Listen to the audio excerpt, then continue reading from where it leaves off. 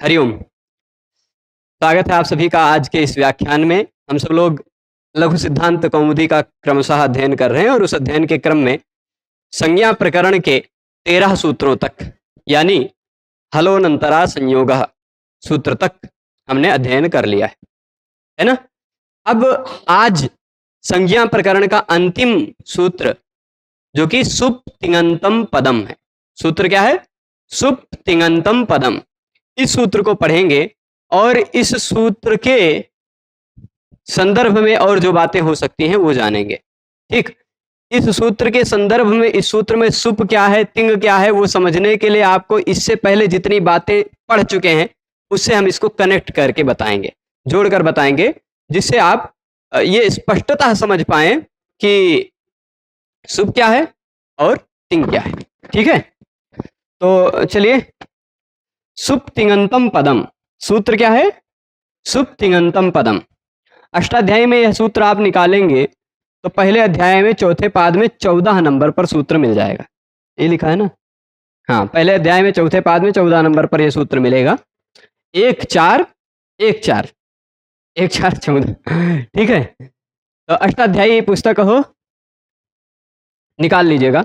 अच्छा, जिसके पास भी पुस्तक नहीं है वो गोपाल दत्त पांडे जी वाला अष्टाध्यायी जरूर ले लें और लघु सिद्धांत कौमुदी।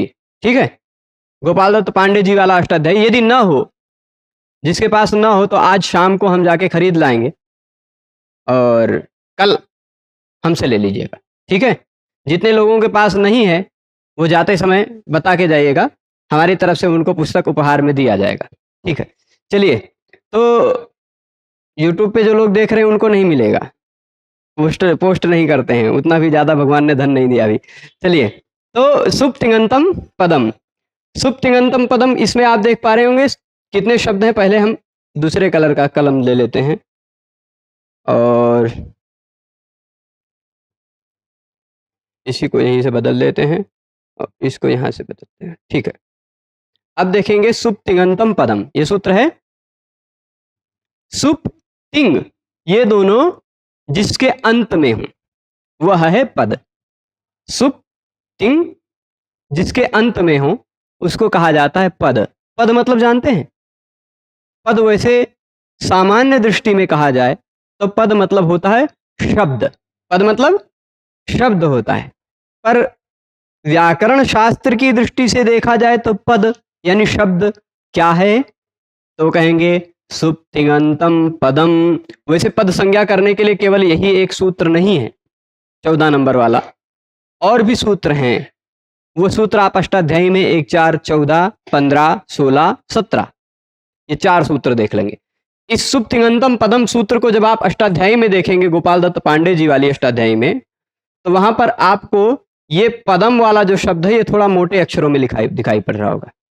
ठीक, पदम शब्द थोड़े मोटे अक्षर में लिखा हुआ दिखाई पड़ रहा होगा और इस पदम शब्द के तुरंत बाद एक नंबर लिखा होगा, वो लिखा होगा 17 लिखा है। तो यानी इस सूत्र के बाद से 17 नंबर तक के सूत्र तक पद का विषय चल रहा है। ठीक, इस सूत्र के बाद से 17 नंबर सूत्र तक जो भी विषय बताया जाएगा वो सभी पद का विषय होगा।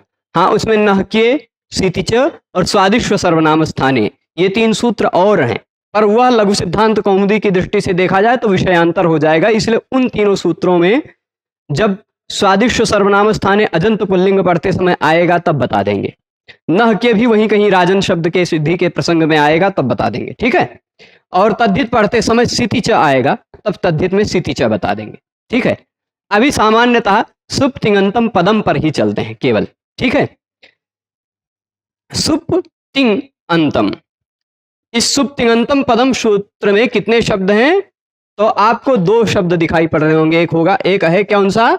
एक शब्द है सुप तिङन्तम, दूसरा शब्द है पदम। ठीक, सुप तिङन्त की पद संज्ञा होती है। किसकी पद संज्ञा होती है? सुप तिङन्त की। सुप तिङन्त क्या है? तो पहले इसको मैं यहां बता देता हूं। इस सुप तिङन्त में इतने शब्द छिपे हुए हैं। एक है सुप, दूसरा है तिंग। ठीक, सुप तिंग, सुप च तिंग च इति सुप तिंगौ। सुप और तिंग इन दोनों को जोड़ देंगे, अगर इन दोनों का द्वंद्व समास करेंगे तो सुप च तिंग च इति सुप तिंगौ। सुप तिंगौ, जैसे रामः रामौ बनता है ना द्विवचन में, वैसे सुप और तिंग का जब समास करेंगे तो द्विवचन में सुप तिंगौ बनेगा। ठीक, सुप तिंगौ अंतौ यस्य अथवा येषाम ते सुप्तिंगंताः, ऐसा कह सकते हैं। अथवा सुप तिंग हो, सुप और तिंग ये दोनों हो जिसके अंत में, उसको क्या कहेंगे? सुप तिंगंत। ठीक है, सुप और तिंग दोनों जिसके अंत में हो वह क्या कहलाएगा? सुप तिंगंत। अब क्या होता है सुप और क्या होता है तिंग, ये थोड़ा जानना जरूरी है, क्योंकि आप ना तो सुप जान रहे हैं ना तो तिंग जान रहे हैं। पहले ये जान जाएं कि क्या होता है सुप, क्या होता है तिंग, तब तो आप खोजेंगे कि अंत में सुप है कि नहीं है, अंत में तिंग है कि नहीं है। ये जब जानेंगे नहीं तो कैसे पहचान पाएंगे, कैसे खोजेंगे? तो उसको खोजने का तरीका ये है, मैं यहाँ एक पेज बढ़ा देता हूँ और यहीं पे सुप और तिंग की लिस्ट दे देता हूँ आपको। ठीक है, इधर दे देता हूँ, यहाँ बीच में एक रेखा दे देता हूं, इधर आ जाएंगे सुप, ठीक, और इधर आ जाएंगे तिंग। ये तिंग थोड़े अलग ढंग से लिख रहे थे, अरे प्रभु पूरा मिट जाओ। हाँ ठीक है, सुप और तिंग। अब ये दो चीज दिखाई पड़ रहे हैं, सुप और तिंग। थोड़ा तिंग जी ऊपर चले गए, इनको थोड़ा सा नीचे ले आए क्योंकि कैमरे जी में नहीं दिखाई पड़ रहे हैं। थोड़ा नीचे आइए प्रभु आप, ठीक है। हाँ, तिंग, सुप और तिंग। अब आप यहां मैं कुछ प्रत्ययों की लिस्ट दे रहा हूं, ठीक, कुछ प्रत्ययों की लिस्ट दे रहा हूं, उन प्रत्ययों को थोड़ा ध्यान से देखिएगा। तू, औ, जस, ठीक, अम, आउट, शस, ठीक है। फिर है टा, भ्याम, भीस।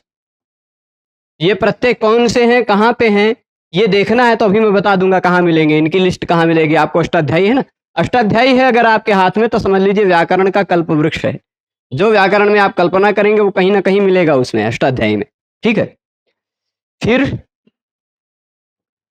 ये भ्याम, ये सेम रहेगा, और यहां रहेगा भ्यस।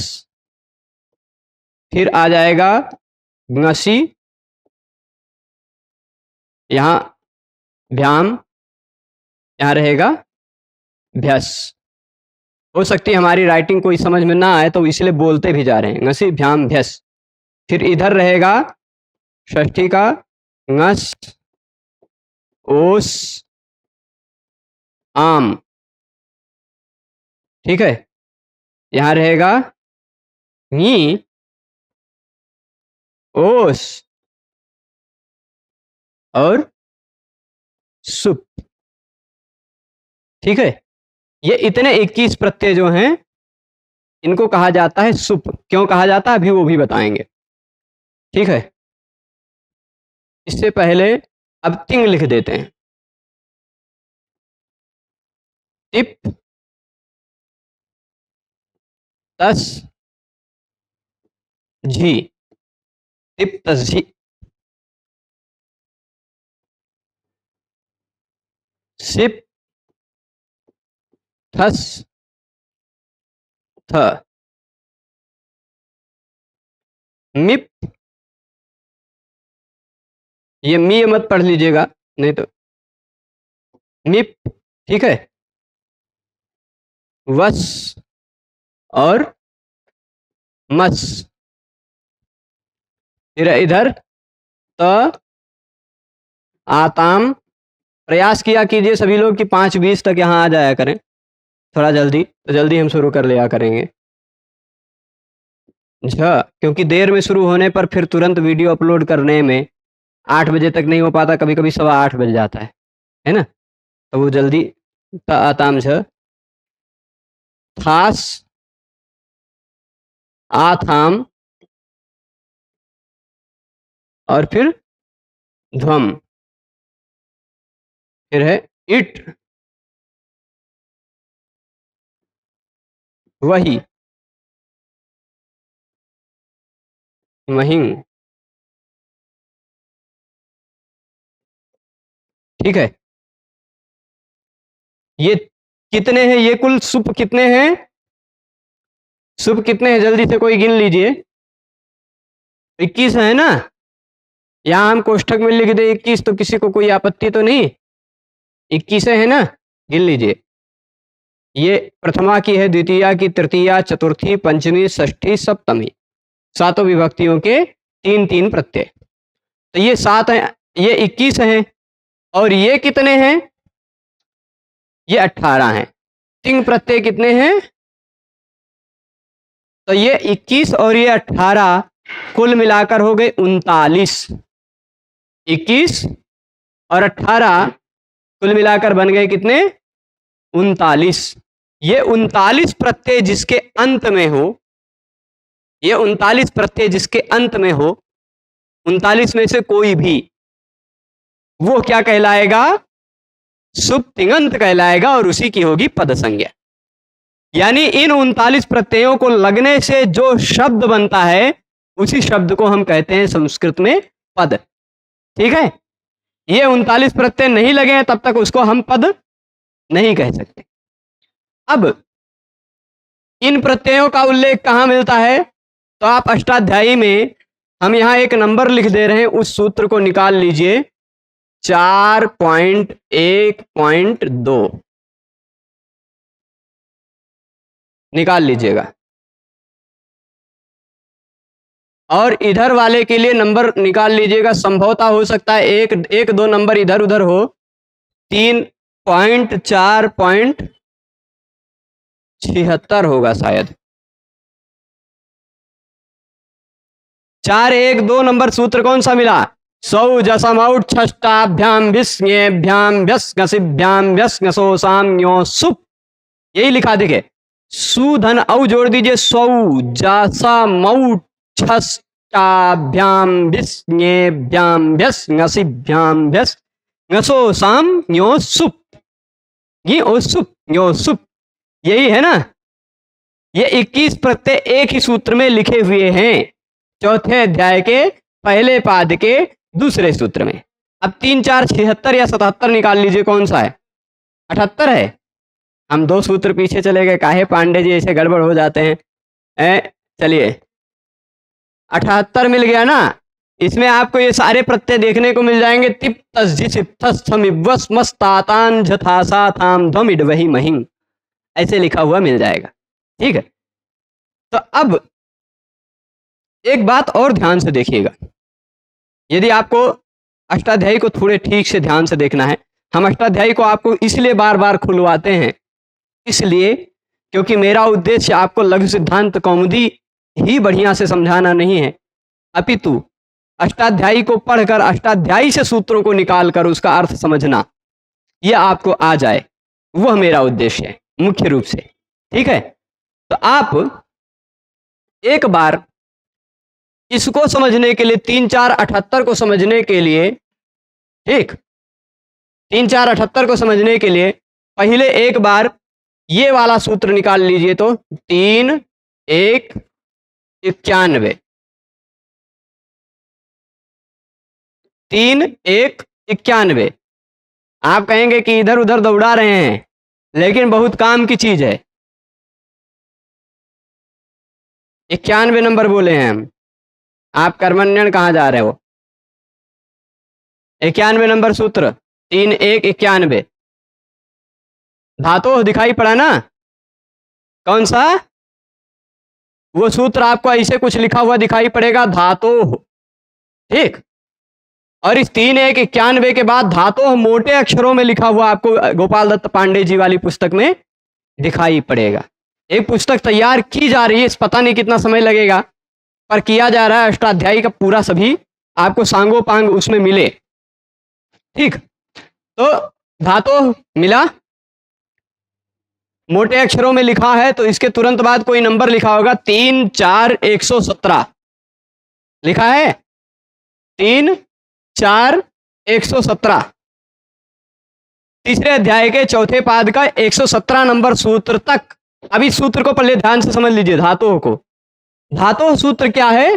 कह रहा है कि 3 1 91 के बाद 3 4 117 से पहले का जो भी सूत्र है उस सूत्र के द्वारा जो भी प्रत्यय कहा जाएगा वह प्रत्यय धातु के बाद लगेगा। किसके बाद लगेगा? अच्छा आप बताइए 3 1 91 से 3 4 117 के बीच में ये आ रहा है कि नहीं? ये सभी प्रत्यय। तो निष्कर्ष ये है कि ये सभी के सभी प्रत्यय कहां लगते हैं? ये धातु के बाद लगने वाले प्रत्यय हैं। धातु के बाद लगने वाले प्रत्यय। ठीक, ये जो 18 प्रत्यय हैं कैसे हैं? धातु के बाद लगते हैं। ठीक, और ये जो 21 प्रत्यय हैं जरा इनको ध्यान से देख लीजिए 4 1 2 नंबर सूत्र में। इन 21 प्रत्ययों को,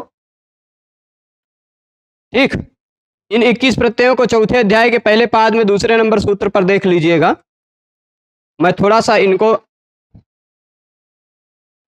छोटा कर देता हूं।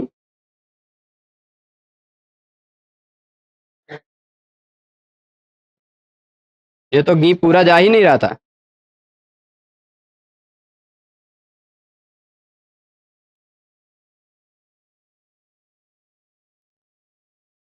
थोड़ा सा ऊपर चलो। हाँ, ये सभी प्रत्यय कैसे हैं? ये सभी प्रत्यय आप 4 1 2 नंबर सूत्र में दिखाई पड़ा, उससे तुरंत पहले वाला सूत्र देखिए तो वहां प्रातिपदिकात लिखा है ना, यानी ये सभी प्रत्यय प्रातिपदिक के बाद लगते हैं। ठीक, ये सभी प्रत्यय कैसे हैं? प्रातिपदिक के बाद लगने वाले प्रत्यय हैं ये।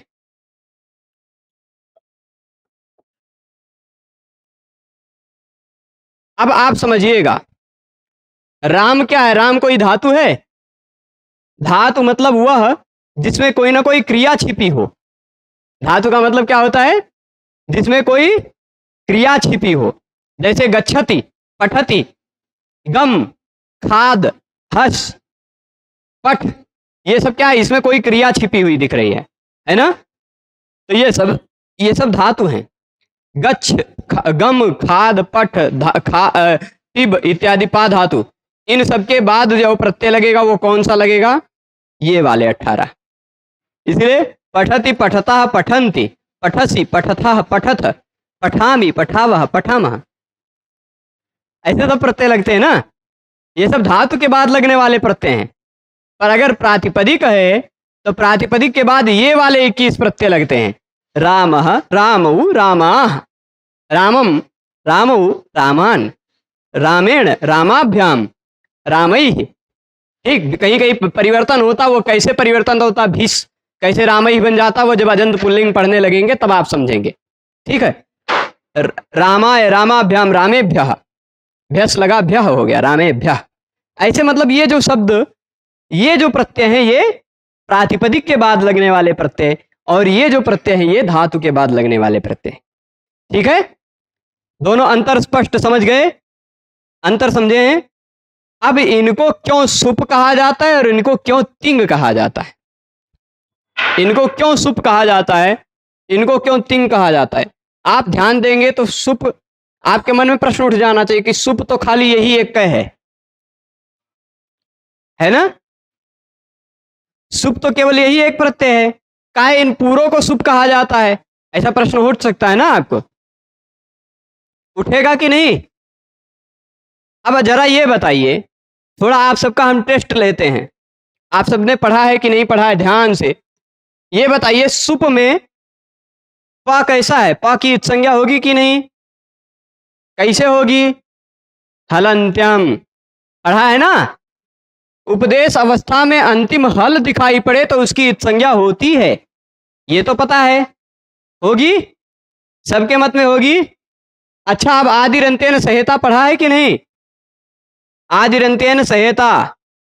भाई अंतिम इत संग, एक मिनट, ये इधर से भी लाल लिख रहा है, इधर से भी लाल है, इसे मत करो भाई। हाँ, अंतिम इत संज्ञक वर्ण के साथ आदि वर्ण स्वयं का और स्वयं के मध्य का सबका बोधक होता है। होता है कि नहीं? तो अंतिम इत संज्ञक वर्ण प के साथ मिला दिया गया आदि वर्ण सु को, तो बन गया क्या? सुप। अब यह सुप जो है ना, यह सुप स्वयं का, सु का भी और अपने मध्य के सभी प्रत्ययों का बोधक हो जाएगा। तो सुप मतलब सु भी सुप है, औ भी सुप है।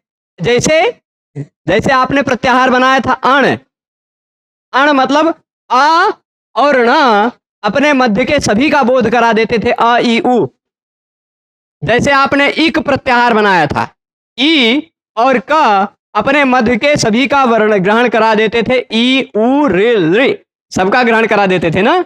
वैसे ही सु और प मिलाकर बना हुआ सुप, ये वाला सु ले लीजिए और ये वाला प ले लीजिए, इन दोनों को आदि वर्ण अंतिम इत संज्ञक वर्ण के साथ मिलकर प्रत्याहार बनाएगा कि नहीं बनाएगा?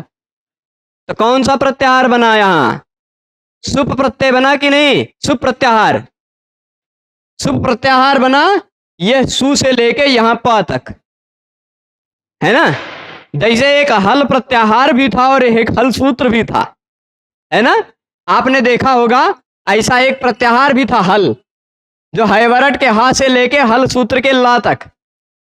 तो हल का जैसे दो अर्थ हो जाता था, एक हैवरट के हा से लेके हल के ला तक के सभी वर्ण, और एक हल का मतलब 14वां सूत्र, है ना। वैसे ही सुप भी मतलब ये भी सुप है, और सुप मतलब यहां सु से लेके यहां के प तक सभी सुप हैं। अंतिम इत संज्ञक वर्ण के साथ आने वाला आदि अपने मध्य में आने वाले का तथा अपने स्वयं का भी बोध कराता है। तो सुप मतलब ये भी सुप हो गया, ये भी सुप हो गया, ये भी सुप हो गया, ये भी सुप हो गया, ये भी सुप है, ये भी सुप है। यानी ये 21 प्रत्यय के 21 सुप हैं, क्योंकि सु और प के मध्य में आते हैं ना। इसी तरह अब आप देख लीजिए, यहां से ले लीजिए ती आदि, और यहां अंतिम इत संज्ञक वर्ण ग की इत संज्ञा होगी कि नहीं? क्यों होगी? हलंत्यम। उपदेश अवस्था में अंतिम हल वर्ण है कि नहीं है? है। अंतिम हल वर्ण है ग, तो इसकी अंतिम हल वर्ण ग की इत संज्ञा होगी कि नहीं होगी? हलंत्यम। और अगर इत संज्ञा होगी तो अंतिम इत संज्ञक वर्ण के साथ आने वाला आदि वर्ण स्वयं का भी और अपने मध्य में आने वाले सभी का बोध कराता है। तो तिंग मतलब क्या हो गया? ती और ङ मिला दिया, बन गया तिंग। ये तिंग मतलब क्या हो गया? तिप तस झी सिप थस थ निप वस मस त आताम झ थास आथाम ध्वम इट वही महिंग। इसी तरह एक प्रत्याहार और बनता है तंग। यहां ता से लेके यहां गा तक बुला दीजिए तो बन जाता है तंग प्रत्याहार। ये तंग, तंगान आवात्मने पदम, इस सूत्र में तंग का ग्रहण किया गया, तंग। ठीक, तो ये तंग, ये आत्मने पद के प्रत्यय होंगे।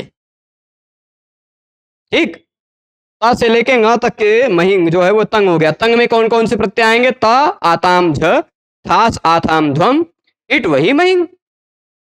ठीक है, इतनी बात स्पष्ट है।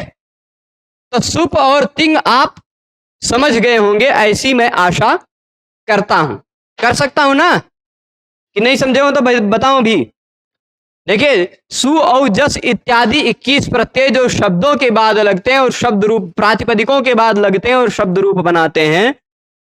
रामा रामो रामा रामम रामो रामान, बालका बालको बालका बालकम बालको बालकान, रमा रमे रमा रमाम रमे रमा इत्यादि बनाने में जो सहायक होते हैं वो 21 प्रत्यय हैं सुप प्रत्यय।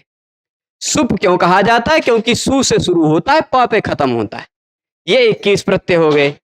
और धातु के बाद पठति पठतः पठन्ति, पठसि पठतः पठथ, पठामि पठावः पठामः इत्यादि बनाने के लिए एधते एधेते एधन्ते एधसे एधेथे एधध्वे एधे एधावहे एधामहे इत्यादि बनाने के लिए जो ये प्रत्यय लगते हैं वो सब क्या है, तिंग के अंतर्गत आ जाते हैं, सभी पूरे तिंग के अंतर्गत आ जाएंगे। तंग मतलब आत्मनेपद, और तिप ये क्या है, पूरा तिंग है, पूरा सभी प्रत्यय जो 18 ये तिंग है। ठीक है, समझे इतना? सुप और तिंग, सुप और तिंग समझ गए सभी? ठीक है, अब चलिए आगे चलते हैं, इसके सूत्र पे आ जाते हैं। यहां देखिए सुप तिंग, सूत्र में दिखाई पड़ रहा है आपको सुप तिंग, है ना? तो सुप तिंग ये कितने प्रत्यय हो गए? सुप तिंग कितने हो गए? सुप मतलब हो गया, ये गड़बड़ करते हैं कभी कभी, लाल लिखना चाहिए इनको काला लिखने लग जाते हैं। अच्छा ठीक है, चलिए उंगली से लिखेंगे। सुप और तिंग, सुप कितने हो गए? 21। तिंग कितने हो गए? इसी में 18 जोड़ दीजिए, कुल मिलाकर 39। ये 39 प्रत्यय जिसके अंत में हो वो है सुप तिंगंत। ठीक, वही क्या है? सुप तिंगंत, उसी को कहा जाता है पद। वही क्या है? पद। अब जैसे राम शब्द के बाद, राम एक प्रातिपदिक है, उसके बाद सुप्रत्यय लगकर बन गया रामः, तो रामः क्या बन गया? पद। जब तक ये केवल, यहां देख लीजिए, एक ऐसे है, सुप का उदाहरण मैं दे दिया, ऐसे तिंग का उदाहरण दे दूं, पठ है, अरे प्रभु कभी कभी ये धीरे हो जाते हैं, ये देख लीजिए पठ है, ठीक, ये पद नहीं है, पर इसी पठ में टिप प्रत्यय लग जाएगा जब, पठ केवल धातु था, टिप प्रत्यय लगकर जब पठति बन जाएगा तो ये बन गया पद। ठीक, क्योंकि इसके अंत में टिप है। टिप क्या है? तिंग है। जिसके अंत में आपको सुप या तिंग दिखाई पड़ जाए वही है पद। पठ पद नहीं है, पठति पद है, पठतः पद है, पठंति पद है। क्यों? क्योंकि इनके अंत में तिंग प्रत्यय लगा हुआ है। तिप तस झी सिप थस्थ मिप वस मस इत्यादि प्रत्यय लगे। ठीक है, ये बात स्पष्ट है, इतना समझे हैं सभी ना? समझ गए हैं? अब इसी तरह राम पद नहीं है, रामा रामौ रामा, रामम रामौ रामान, रामेण रामाभ्याम रामई इत्यादि जो बना सातों विभक्तियों में वह पद है। ठीक, संबोधन की दृष्टि से देखा जाए तो राम भी पद हो जाता है, पर वो संबुद्धि एक वचन में अगर सुप्रत्यय लगकर बना हुआ हो तो संबोधन एक वचन में। ठीक है, तो इतनी बात स्पष्ट है पूरी तरह से। तो अब आप समझ गए होंगे सुप तिङंतम पदम सूत्र का अर्थ, बढ़िया से समझे हैं। अब एक ये सूत्र स्वयं में परिपूर्ण है, इस सूत्र में किसी अन्य सूत्र की अनुवृत्ति की आवश्यकता नहीं। यद्यपि अधिकार आता है, आ कडारा देखा संज्ञा सूत्र का अधिकार आता है। आप देखेंगे तो आपको एक सूत्र दिखाई पड़ जाएगा 141 नंबर पर, 141 वो सूत्र मिलेगा, आ कडारा देखा संज्ञा। कडारा कर्मधारय सूत्र तक केवल एक ही संज्ञा आएगी, वो अधिकार चलता, पर उसके बिना भी इसका अर्थ समझा जा सकता है, समझा जा सकता है। ठीक है, अब चलिए यहां पर समझे पद संज्ञा क्या है? पद। यहां पर आप क्या समझे? क्या है पद? ये समझ गए हैं? ठीक, पद किसे कहते हैं? सुप और तिंग। सुप तिङंतम पदम, सुप और तिंग जिसके अंत में हो वह, सुप और तिंग जिसके अंत में हो वह है पद। ठीक है, सुप तिङंतम पदम, बात स्पष्ट है। वही बात यहां वृत्ति में लिखा हुआ दिखाई पड़ रहा है, सुबंतम तिङंतम च। च का मतलब क्या होता है? और। च का मतलब क्या होता है? ज्यादातर जगहों पर व्याकरण में च का मतलब होगा और। तो सुबंत और तिङंत पद संज्ञक कहलाता है। सुबंत और तिङंत पद संज्ञक होता है। कौन पद संज्ञक होता है? सुबंत और तिङंत। अब क्या है सुबंत, ये बता दिया, समझे? सुप जिसके अंत में हो वह सुबंत, ठीक। सुप जिसके अंत में हो वह सुबंत, तिंग जिसके अंत में हो वह तिङंत। सुप जिसके अंत में हो वह सुबंत, तिंग जिसके अंत में हो वह तिङंत, ठीक। बात स्पष्ट है? तो सुबंत और तिङंत की पद संज्ञा होती है। अब पठ की पद संज्ञा होगी क्या? तिप की पद संज्ञा होगी क्या? नहीं। पर पठ और तिप जुड़कर जब बन जाएगा पठती, उसकी पद संज्ञा हो जाएगी, क्योंकि इस पठती में अंत में ती दिखाई पड़ रहा, वो तिंग है ना? तिंग इसके अंत में है। तो जो सुबंत होगा या जो तिङंत होगा उसकी होती है पद संज्ञा। इतना इस सूत्र का पूरा निष्कर्ष निकल कर आ गया, ठीक है। तो यहां तक हमने क्या समझ लिया? पूरा संज्ञा प्रकरण संपन्न हो गया। अब इस संज्ञा प्रकरण में कल हमने बताया था कि आप सब में से किसी को भी कोई भी विषय न समझ में आया हो तो वो पूछ लेंगे। आपके प्रश्न होंगे, मेरे उत्तर होंगे। कल मेरे प्रश्न होंगे, आप सबके उत्तर होंगे। आज आप सबके प्रश्नों का उत्तर मैं दूंगा पहले, ठीक है। कल दिन भर रविवार अवकाश है तो मैं बैठ के कुछ प्रश्न बना लूंगा पूरे संज्ञा प्रकरण पर। उन प्रश्नों को आप सबको पूछूंगा और आप सब देखते हैं समझे कितने हैं। नहीं समझे होंगे तो समझाया जाएगा, नहीं समझे होंगे तो फिर से समझाया जाएगा, और अगर समझे हैं तब मुझे संतोष होगा कि मैं पढ़ा रहा हूं, कुछ समझने लायक पढ़ा रहा हूं, ठीक है। कोई प्रश्न करने वाला है? नत्वा सरस्वतीम देवीम शुद्धांग गुण्याम करोम्यहम से लेकर के सुबंतम तिङंतम च पद संज्ञम स्यात्, सुबंतम तिङंतम च पद संज्ञम स्यात्, यहां तक किसी को कोई भी प्रश्न है तो पूछ सकता है कोई? हाँ, विवार, संवार, श्वास, नाद, घोष, अघोष, अल्प प्राण, महाप्राण, उदात, अनुदात, स्वरित, ये 11 प्रकार के जो बाह्य प्रयत्न बताए गए, इसमें प्रश्न पूछ रहे हैं कि क्या है इन सबका मतलब, है ना।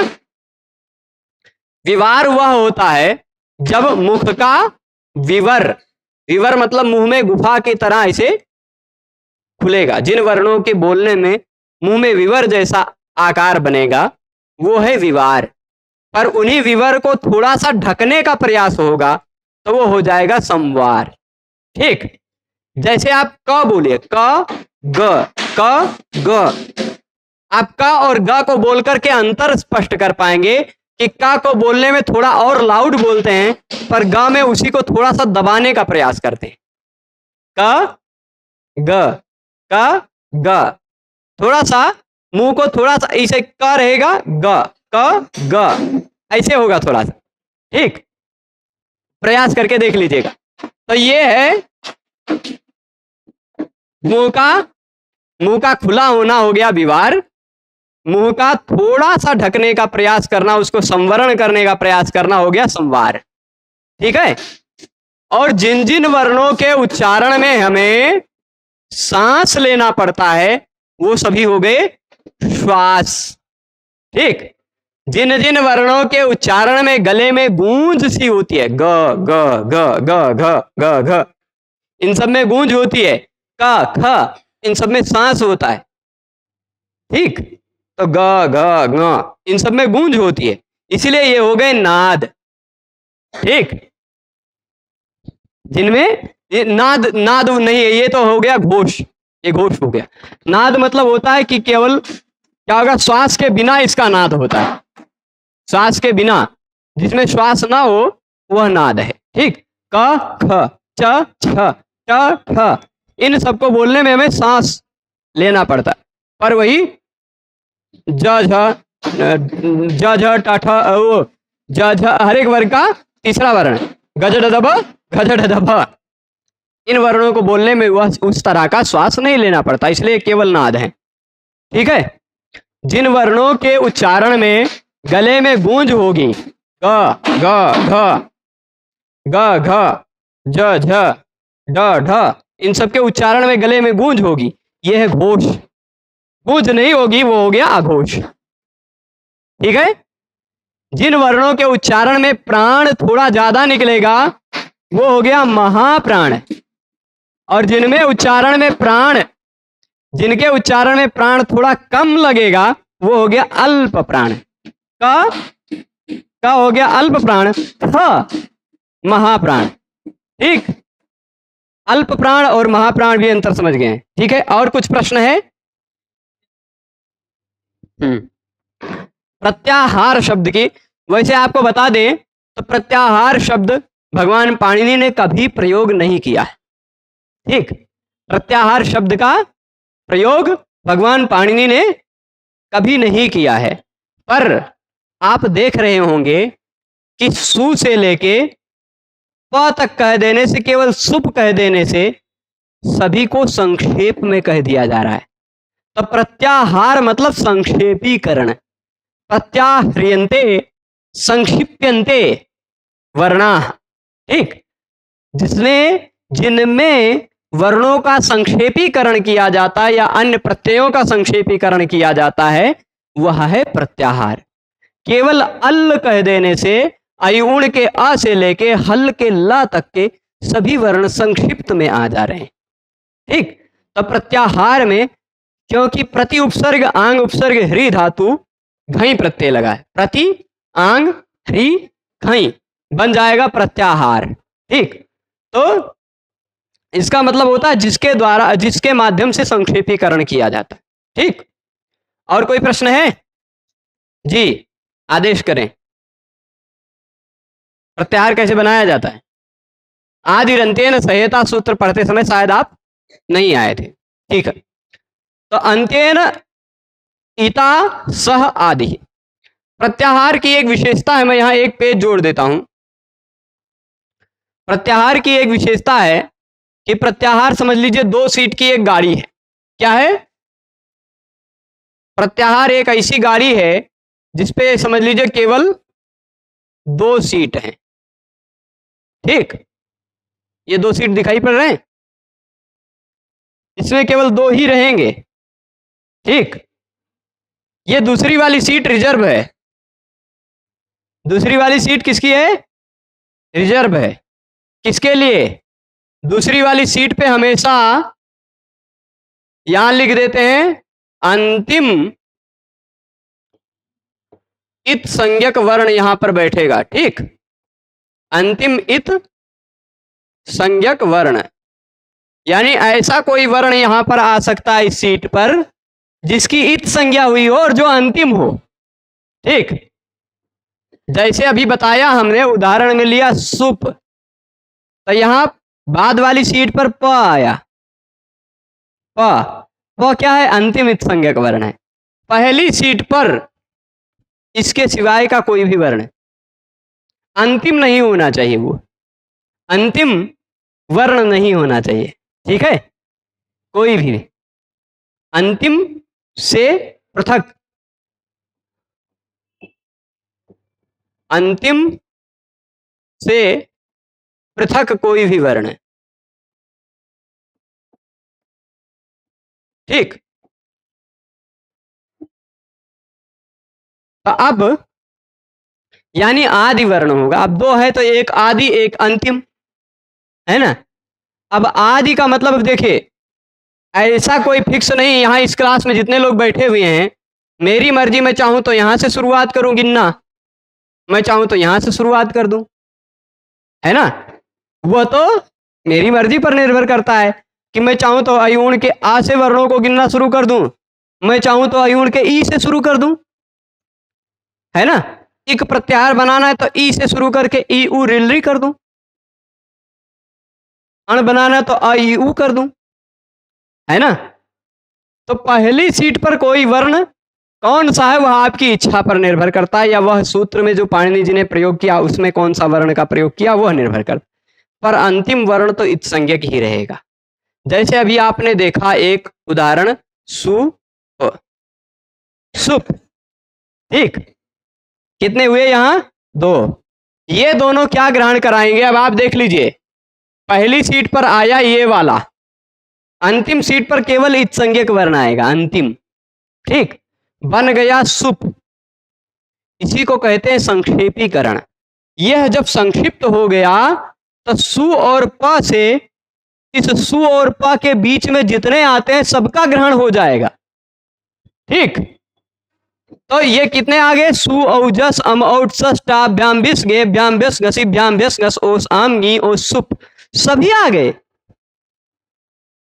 आ जाएंगे। यही होता है प्रत्याहार। प्रत्याहार सूत्रों, माहेश्वर सूत्रों में भी बनते हैं, पर माहेश्वर सूत्रों में जब प्रत्याहार बनेगा तो अंतिम सीट पर यहां पर अयूण का चाहे ना आएगा, चाहे ऋलिक का क आएगा, चाहे एवं का ङ आ जाएगा, चाहे अयोज का च आएगा। ठीक, चाहे हैवरट का ट, लण का ण, यमगणनम का म, झभई का य, घड़धश का श। ठीक, जब गड़दश का स, और फिर उसके बाद खप छठत चटतव का व, कपय का य, शस्तर का र और हल का ल। इतने ही वर्णों में से कोई वर्ण यहां आएगा, पर इधर और कोई भी आ सकता है। अंतिम इत्संज्ञक वर्ण को छोड़कर कोई वर्ण आ सकता है। ठीक, चाहे आप अयूण का ई रखिए, अयूण का आ रखिए तो अण, अण, अट, अश, अक इत्यादि प्रत्याहार बना लीजिए, है ना। चाहे आप ई रखिए तो इण, इट वैसे बना सकते हैं, पर पाणिनि जी ने प्रयोग नहीं किया है। इक, फिर इसके बाद और भी नहीं, और प्रत्याहार शायद ई से नहीं बनाया है, इण बनाया है, इक बनाया है। हाँ, ठीक है। फिर इसके बाद चाहे आप उ से शुरू कर दीजिए, उक, उक, उम इत्यादि प्रत्याहार बना लीजिए। चाहे रि से शुरू करके रिक, नहीं, रिक रिक प्रत्याहार किया है, वैसे आप नहीं बनाया। क्या कहते हैं, रि से प्रत्याहार नहीं बनाया है शायद, नहीं बनाया। ए ओंग, ए से एच बना लीजिए, है ना, ए ले लीजिए तो एच बना लीजिए। तो ऐसे प्रत्याहार बनते हैं। वैसे बनाने को बहुत बन जाएगा, पर भगवान पाणिनि जी को जितना बनाने से काम चल जाए उतना ही बनाना चाहिए ना। आपके घर में बहुत सारी सामग्री है, पर्याप्त सामग्री, आप बनाना चाहें तो 50 प्रकार का व्यंजन बना सकते हैं, लेकिन आप बनाएंगे क्या? 2-4 बनाएंगे जितने से काम चल जाएगा। तो पाणिनि जी को शब्दों के व्युत्पत्ति के लिए जितने प्रत्याहारों की जरूरत थी उतना ही बनाया। बनाने का और भी बनाया जा सकता था, संसाधन थे, सामग्री थी। अब 14 सूत्रों में कुल मिला के 42 वर्ण तो है ये हैं। 42 वर्णों का 14 के साथ यदि बनाने जाते, 14 के साथ ना बनता, पर फिर भी पहले अयूण का ही 14 से बनाए जाते आ का, तो 14 प्रत्याहार आ से शुरू होने वाले बन जाएंगे। ई से मान लीजिए 13 ही, 14 13 27, उसे भी मान लीजिए 13 ही, 27 13 30 40, ऐसे जोड़ते जाएंगे ना तो सैकड़ों में प्रत्याहार बन जाते। पर भगवान पाणिनि को व्याकरण में सभी शब्दों की सिद्धि के लिए जितने प्रत्याहारों की जरूरत थी उतना ही बनाया। ठीक, उतना ही शॉर्टकट बनाया है, चलेगा। तो प्रत्याहार समझ गए। और किसी को कुछ पूछना है? जी बताइए। क्या लास्ट वाला सूत्र, आप देर से आए, क्यों? कुछ नहीं है उस सूत्र में, अंतिम सूत्र में सुप और तिंग जाने हैं आप? सुप और तिंग जाने हैं? ये देख लीजिए, सु से लेके पा तक के जो प्रत्यय हैं वो क्या हैं? सुप। ठीक, इसमें कितने प्रत्यय हैं गिन लीजिए जरा। यहां लिख दिया है फिलहाल, पर गिन सकते हैं 21। यहां आपको दिखाई पड़ रहा होगा ती से लेके ङ तक ये प्रत्यय कौन से हैं? तिंग प्रत्यय है ना। ती से ले लेंगे ङ तक तो तिंग, तिंग प्रत्यय में कितने प्रत्यय आ जाते हैं? 18। ठीक, तो सुप और तिंग प्रत्यय लगकर जो शब्द बनते हैं उनको पद कहा जाता है। ठीक, अब सुप प्रत्यय लगेगा तो कैसे बनेगा? पठ धातु से तिप लगेगा तो कैसे पठती बनेगा? वो सब आप जब भ्वादि प्रकरण पढ़ेंगे तब पढ़ जानेंगे। राम शब्द से सु प्रत्यय लगकर कैसे रामः बनेगा वो आप जब अजंत पुल्लिंग पढ़ेंगे तब जानेंगे। राम शब्द से औ लगकर कैसे रामऊ बनेगा वो भी अजंत पुल्लिंग में पढ़ेंगे तभी जानेंगे। पर आप ये समझ लीजिए कि सुप यानी ये 21 प्रत्यय, तिंग यानी ये 18 प्रत्यय लगकर जो बनता है उसको पद कहा जाता है। ठीक, तो क्या कहा है सूत्र में केवल, या देख लीजिए, सुप तिङंतम पदम, सुप और तिंग जिसके अंत में हो उसको पद कहा जाता है। वही बात वृत्ति में लिखा गया सुबंत। अब सुबंत यहां लिखा है, आप कहेंगे सुप धन अंत जोड़ेंगे तो सुबंत बन जाएगा, सुप धन अंत जोड़ेंगे तो सुबंत बनेगा, प के जगह पे ब हो जाएगा। हर एक वर्ग के पहले वर्ण के स्थान पे, नहीं पहले दूसरे तीसरे चौथे सभी वर्णों के स्थान पे उस वर्ग का तीसरा वर्ण आ जाता है संधि में। सलाम जसवंते नियम है, वो जब संधि के नियम पढ़ेंगे तब बताएंगे। जैसे जगत ईश जगदीश, सत जन सज्जन, हर पहले वर्ण के स्थान पे ज्यादातर जगह पर तीसरा हो जाता है ना, वैसे ही।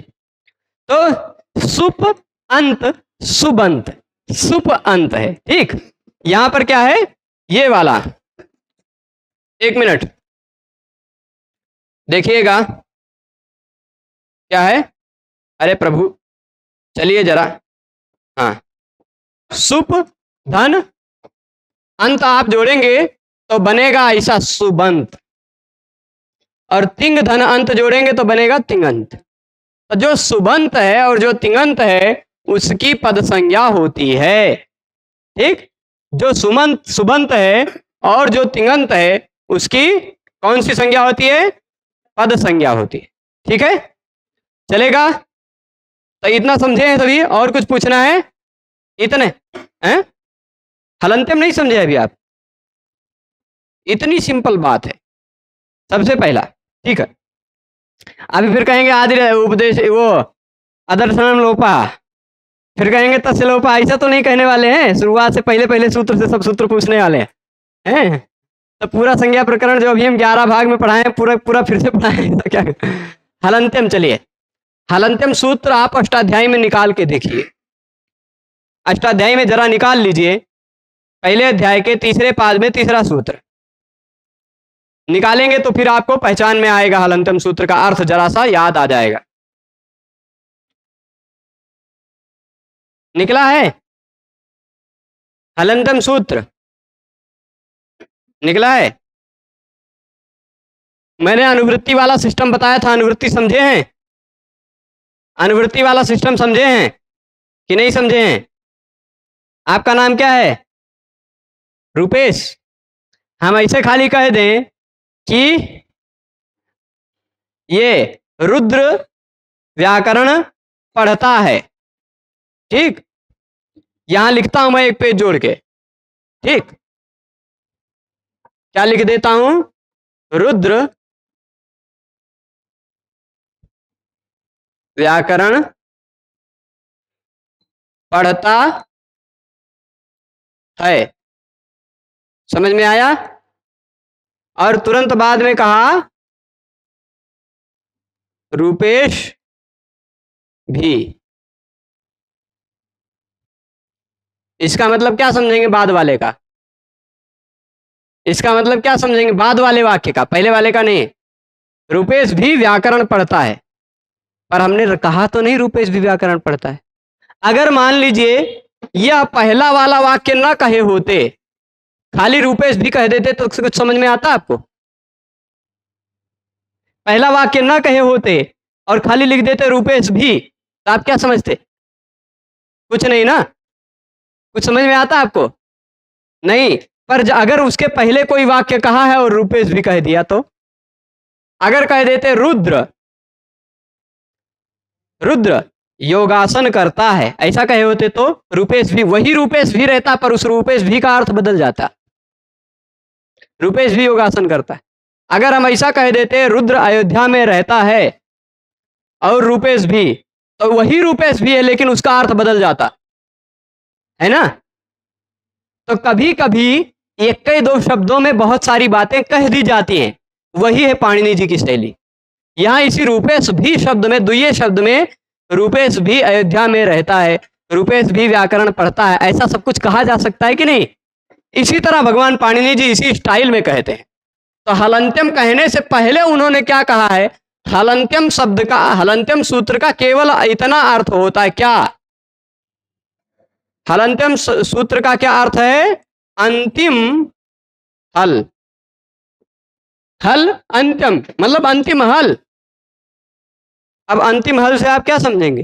पिछले सूत्र में जाना पड़ेगा आपको कि पाणिनि जी ने ये किस विसंग पे कहा है।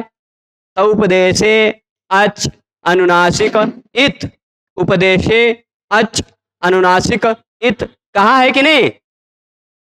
तो उसका मतलब होता है उपदेश में, ठीक, उपदेश में अनुनासिक स्वर वर्ण की इत संज्ञा होती है। ठीक,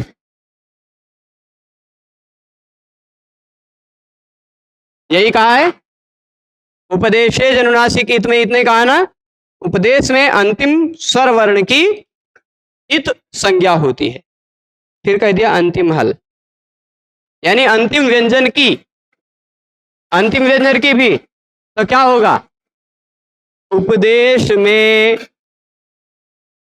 अंतिम हल की इत संज्ञा होती है, यही अर्थ निकल के आ जाएगा, है ना। अगर पहले वाले सूत्र में जो कहा गया उसी से जुड़ा हुआ तो विषय कहेंगे। इसीलिए उपदेशे अंत्यम हल इत स्यात्, ये वृत्ति में लिख के आया, वो ऊपर से सूत्रों की अनुवृत्ति ले लिया गया ऊपर से शब्द की।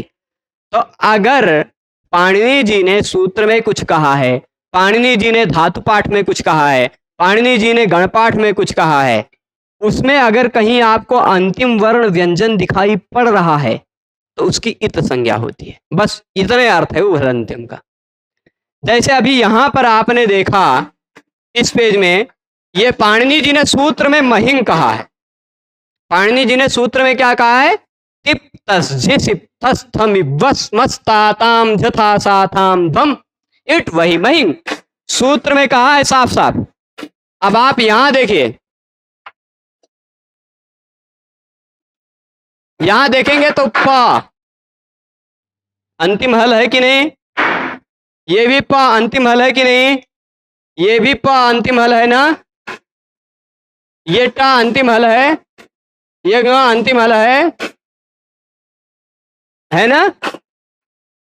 इसी तरह यहां आप देख लीजिए, टा दिखाई पड़ रहा होगा, यहां आपको फिर ये प दिखाई पड़ रहा होगा। ये सब अंतिम हल है कि नहीं? आप कहेंगे बहुत और सारे हैं, इन सबको तो नहीं बता रहे हैं गुरुजी, इस स को नहीं बताया, इस सा को नहीं बताया, इस सा को, इस माँ को, इस माँ को, इन सबको नहीं बताया, पर ये भी है उपदेश में अंतिम है। पर हलंत्यम सूत्र के तुरंत बाद आप देखिए तो जरा सा, कौन सा सूत्र है? हलंत्यम सूत्र के तुरंत बाद ना विभक्त तुष्मा कहता। अच्छा ये जान लीजिए, ये जो प्रत्यय है ना, ये जो प्रत्यय हैं, इन प्रत्ययों को विभक्ति प्रत्यय भी कहा जाता है। कौन सा प्रत्यय? विभक्ति प्रत्यय। कौन सा प्रत्यय है ये सब? विभक्ति प्रत्यय में तू यानी तवर्ग, स और म आते हैं तो उनकी संज्ञा नहीं होती। इसलिए यहां जो स है, यहां जो म है, इन सबको हम छोड़ते जा रहे थे। ठीक, तथा दाधन स और म, इन सबकी संज्ञा नहीं होती, इन सबको आरक्षण मिल जाता है। ठीक है, ये सब। पर इनके सिवाय तू यानी तथा दाधन स और म को छोड़कर और विभक्ति प्रत्यय को छोड़कर, विभक्ति प्रत्ययों को, अन्य कहीं जगह पर कोई भी अन्य व्यंजन है, अन्य कोई भी व्यंजन अंतिम में आता है तो उसकी कौन सी संज्ञा होती है? इत संज्ञा। और जिसकी इत संज्ञा होती है उसका क्या होता है? अब देखिए, रामेशु में जो सुप प्रत्यय उस पा का लोप हो गया, तभी रामेशु बना है, रमासु बना है। रमासुप थोड़े ना बनता है, बालकेशुप ऐसा तो बनता नहीं, प गायब हो गया, बालकेशु। ठीक है, ये होता है प्रत्ययों में, ये सभी जगह इत संज्ञा का फल होता है। ठीक है, जिसकी इत संज्ञा होती है उसका लोप होता है। समझ गए हैं बात? समझे हैं? रुपेश जी, चलिए और कुछ पूछना है? वैसे कल अब हम पूछेंगे, आज अंधेरा हो जाएगा, कुछ लोग बहुत दूर से आते हैं, तो आज इस क्लास को यहीं रोकते हैं। किसी को वैसे रिकॉर्डिंग रोक देते हैं, किसी को वैसे कुछ पूछना है तो पूछ सकते हैं। सभी लोगों को जुड़े रहने के लिए बहुत बहुत धन्यवाद। हम पुनः मिलेंगे कल पूरे संज्ञा प्रकरण के चुने हुए कुछ प्रश्नों के साथ, महत्वपूर्ण प्रश्नों के साथ, जिनके माध्यम से पूरे संज्ञा प्रकरण की पुनरावृत्ति कराएंगे। ठीक है, वह लघु सिद्धांत कौमुदी का 12वां भाग होगा। 12 भाग में हम पूरा संज्ञा प्रकरण समाप्त कर दी। फिर परसों से अच संधि में शुरू करेंगे, संधि का विषय शुरू होगा। तब तक सभी लोगों से पूर्वाग्रह पूर्वक कह दीजिए या दुराग्रह पूर्वक समझ लीजिए, चाहे जैसे आग्रह पूर्वक समझ लीजिए, चाहे विनम्र आग्रह पूर्वक समझ लीजिए, इस पूरे सूत्रों को, पूरे प्रकरणों को लाइन बाय लाइन पढ़ के आइए। जो न समझ में आए वो पूछिए। ठीक, अपने से बड़े लोगों से पूछिए, आश्रम में पूछिए, ठीक है, या यहाँ आकर हमसे पूछिए। ठीक है, चलेगा? तो सभी को जुड़े रहने के लिए बहुत बहुत धन्यवाद। नमो नमः।